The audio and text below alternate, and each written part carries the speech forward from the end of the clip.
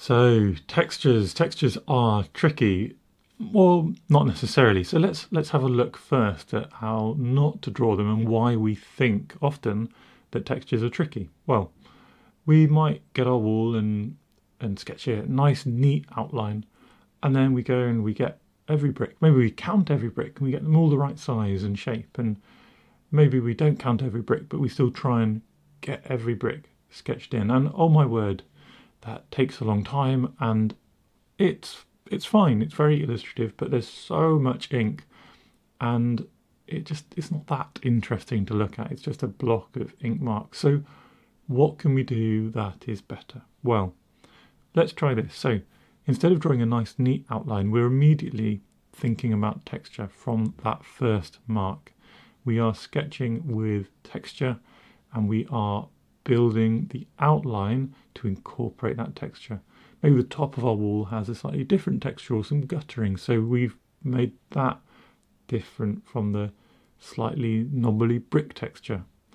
And then within our wall, we're imagining some little red bricks, some of those modern bricks, and we just find a few.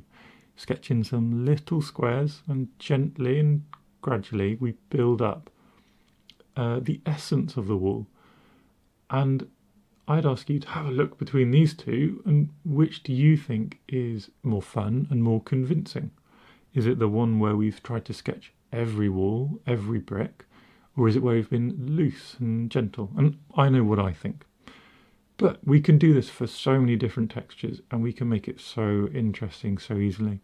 Let's take a big sandstone wall. So sandstone wall has those large and uneven bricks. So again, those first marks, that outline, sets the texture of our scene. We're making those big steps in the wall.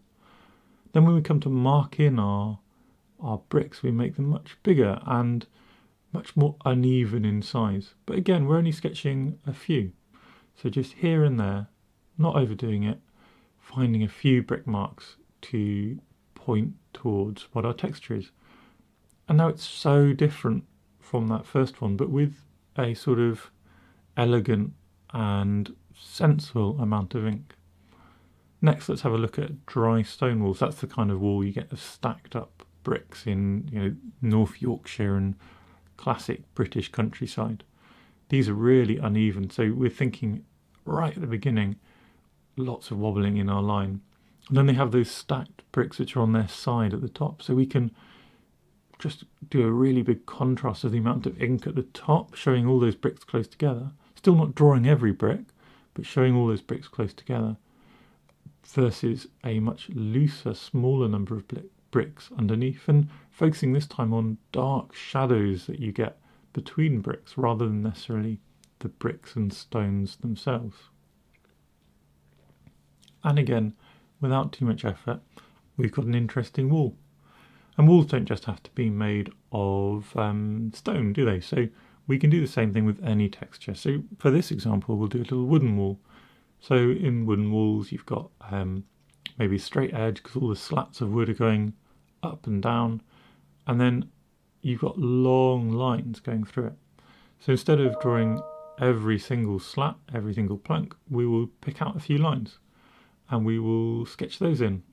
And just a few of them, and they don't go all the way up and down, they just sort of find these little gaps. And you'll find if you look at an old shed or something, you will see just a few lines, not all of them. So just like that, we are done. Just one pen, loads of textures, and it took me less time to do 4 walls than that one long and challenging wall. If you enjoy my videos, please do like and subscribe, and feel free to think about one of these 2 videos as your next.